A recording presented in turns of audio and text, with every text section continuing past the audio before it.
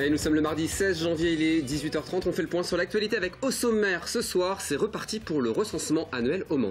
Année après année, 8% de la population des villes de plus de 10 000 habitants passe au questionnaire. Nous verrons dans ce journal comment cela fonctionne. Vous les verrez peut-être aux prochaines 24 heures. 58 candidats ont passé ce week-end leur examen de commissaire de course. Et puis focus sur la garantie jeune. Depuis 2015, seul un tiers des jeunes suivis a retrouvé un emploi. Et on commence ce journal avec le recensement annuel qui commence ce jeudi 18 janvier et ce pour 5 semaines. Et depuis 2004, la méthode est la suivante. Les communes de moins de 10 000 habitants sont recensées une fois tous les 5 ans pour l'ensemble de la population. Pour les communes de plus de 10 000 habitants comme Le Mans, La Flèche ou Sablé, 8% des foyers seulement sera recensé chaque année. Pour mieux comprendre le fonctionnement, on écoute les explications de Laure Girard. Bonjour, je suis agent recenseur. Cette année, au Mans, 6 522 logements sont concernés par le recensement, soit 8% de la population. Pour ce faire, 30 agents demandeurs d'emploi sont embauchés en CDD jusqu'au 24 février. Leur objectif, obtenir 100% de réponses avec surtout une garantie de confidentialité. Vraiment, c'est dans la formation quelque chose qu'on distille aux agents censeurs. On leur explique que le fait qu'ils soient agents censeurs, qu'ils aient une carte bleu, blanc, rouge, les astreint au secret professionnel. Et donc, les données sont absolument couvertes par ce secret professionnel, par tous les acteurs du recensement d'ailleurs. Que ce soit les agents recenseurs, les personnels en mairie et l'INSEE, bien évidemment, quand il reçoit les données dans ses fichiers. Sachez que vous êtes tenu légalement de répondre aux agents, soit en direct lors de leur passage, soit par téléphone en prenant rendez-vous si vous êtes absent. Mais le plus simple sera encore d'effectuer votre recensement par Internet avec les codes confidentiels que l'agent vous aura remis. Ça n'empêche pas le passage d'un agent recenseur qui va donner des codes, des identifiants, des mots de passe qui permettront d'aller sur le site donc, de l'INSEE. Nous insistons parce que nous y voyons plusieurs avantages. D'abord, ça permet à nos concitoyens de pouvoir répondre quand ils le souhaitent et non pas d'attendre le second passage de l'agent recenseur. Et puis un côté pratique aussi pour l'INSEE, puisque ça permet à l'INSEE d'avoir directement les données, de ne pas avoir à les ressaisir. Et l'on sait que lorsque l'on ressaisit des données, c'est toujours source d'erreur. Ces données collectées par l'INSEE sont très utiles. Elles permettent notamment de définir les montants de certaines dotations d'État pour les communes, ou encore de prévoir les plans d'urbanisme des villes.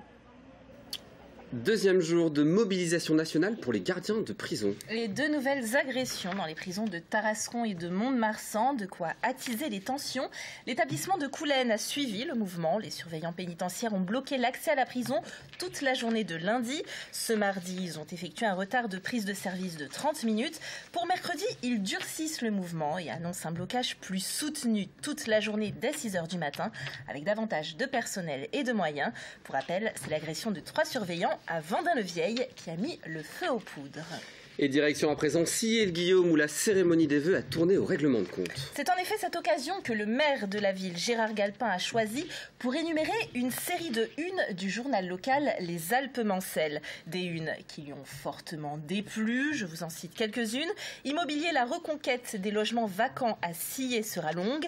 La mairie de Sillé-le-Guillaume laisse-t-elle son foyer logement à l'abandon ou encore Sillé-le-Guillaume, on tente de mettre le feu à sa voiture. Une attaque publique fort peu apprécié de l'équipe du journal qui appelle à ne pas confondre information et communication. Les Alpes-Mancelles n'étant rien un journal municipal. Je vous propose d'écouter son rédacteur en chef, Shafik Aouni, joint par téléphone. La liberté de la presse existe et ce n'est pas parce qu'on a côtoyé du beau monde à France Télévisions, M. El Kabbach et de Carolis, que les petits journalistes locaux ne savent pas écrire et ne savent pas vérifier les informations. À la fin, les informations sont vérifiées. Ma collègue est allée faire les photos au foyer logement, il n'y a aucun problème là-dessus. Et puis c'est la méthode qui n'est pas bonne, quoi. La méthode, dans la menace, et brandir le journal comme ça, publiquement, je trouve ça vraiment pas à la hauteur d'un maire de l'importance de la petite commune de Sillé-le-Guillaume. Contacté par notre rédaction, le maire de Sillé-le-Guillaume, Gérard Galpin, n'a pas souhaité répondre à nos questions. Et Diane, découvrons maintenant 58 candidats particulièrement stressés. Effectivement, effectivement, Aurélien, ils passaient ce week-end leur examen de commissaire de course, un exercice très pointu. On y apprend par exemple que les fameux drapeaux des 24 heures ne s'agitent pas n'importe comment. À chaque pavillon correspond sa gestuelle et son rythme d'exécution. Michael Texier a suivi pour nous cette formation qui en fait rêver plus d'un. Florian est venu d'Auvergne pour passer l'examen. J'ai fait la route la veille, j'ai dormi à 6 km du circuit et je ferai la route après-demain. Le circuit du Mans est reconnu pour la formation des commissaires, donc j'ai choisi de faire de la route vraiment pour me former. À quelques minutes des résultats, le doute s'empare des 58 candidats. On confond un peu les courses sur asphalte, sur courses de côte et sur rallye, donc on est un peu perdu dans les réponses quand même. D'autant que la formation est plutôt intensive. Elle a commencé à 8 h ce samedi matin. D'abord, la théorie, le rôle du commissaire, ses interventions en cas de feu et surtout la signification des drapeaux. Et les drapeaux, pour un débutant, c'est quand même c'est le primordial, quoi. Il faut qu'ils connaissent. Chaque type d'épreuve apporte ses petites nuances. On voit que le drapeau jaune existe en rallye, par contre le double jaune agité en rallye n'existe pas. Dans l'après-midi, mise en pratique. Ça paraît évident au départ, mais ça l'est pas tant que ça en fait. Faut le faire avant, systématiquement. C'est une découverte. Oui, c'est une découverte. Oui. Bon, vous êtes prêts alors? Non, j'observerai les autres encore avant. Le maniement est aussi important que la couleur, ou presque en fait. Ça permet de donner l'intensité de l'incident. Le pilote va se dire « Oh, là c'est sérieux puisque c'est vigoureux ». Et si vous faites à contrario un petit mouvement, vous ne serez pas pris au sérieux par le pilote. Les cas de feu, à présent, une approche de base qui permet de revoir ce qui a été enseigné un peu avant. Vous baissez un petit peu comme ça. Attentifs, Fabienne et Loïc sont venus en couple de Saint-Brieuc. Ils ont hâte de commencer les épreuves malgré le stress.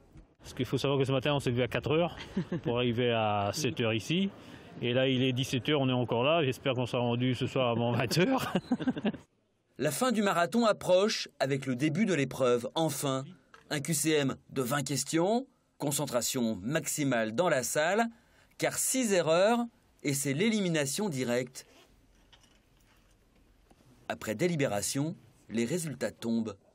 Seuls 6 candidats sont recalés. Contente. Très contente. Content d'avoir fait l'aller-retour au Mans depuis le Puy pour arriver à ça. Ouais. Il y a 4600 commissaires en France, 700 uniquement pour le circuit du Mans. Un chiffre qui monte à 1200 pendant les 24 heures. Et focus maintenant sur un dispositif d'aide de retour à l'emploi testé en Sarthe, ça s'appelle la garantie jeune. Elle concerne les moins de 26 ans en situation de grande précarité ou très éloignés du monde du travail. Chaque semaine, pendant un an, les bénéficiaires rencontrent un conseiller Pôle emploi et leur conseiller garantie jeune à la mission locale. Pour les aider au quotidien, ils perçoivent une allocation de 480 € maximum. En contrepartie, ils s'engagent à s'investir quotidiennement dans leurs recherches. Mais les retombées sont pour l'instant mitigées en Sarthe. Depuis la mise en place du dispositif en juillet 2015, seul un tiers des 2300 jeunes qui ont été suivis de près ont retrouvé un emploi. On écoute le témoignage d'une bénéficiaire et d'une conseillère garantie jeune, des propos recueillis au micro de Laure Girard. Au bout d'un moment, il faut sortir, quoi. Au bout d'un moment, j'en avais marre, quoi. Tout le temps dormir, rester à la maison et tout. Et je voulais travailler, quoi. J'ai pas de diplôme, j'ai arrêté l'école en 3e. Et dans le dispositif, j'ai fait pas mal de stages. Et j'ai été embauchée pour le mois de décembre en CDD. Et à partir de maintenant, là, je ne travaille pas. J'ai juste été embauchée pour un CDD de 1 mois. Donc c'est vraiment un accompagnement pendant 1 an où on englobe vraiment toutes les choses qui sont importantes pour accéder à l'autonomie et les responsabiliser. Leur difficulté, c'est un manque de confiance en eux, ça peut être aussi reprendre un rythme, donc c'est-à-dire on essaye de travailler, se lever le matin. Et c'est la fin de ce journal. Dans un instant, la météo présentée par Maxime Aubert. Et puis on se retrouve ensuite pour notre Face à la Rédac avec Ève Delestre, Brigitte Leblay de l'association Femmes d'Histoire. On parlera de cet événement qui aura lieu le 27 janvier, Femmes en politique aux portes du pouvoir. Point d'interrogation à découvrir dans quelques instants. À tout de suite.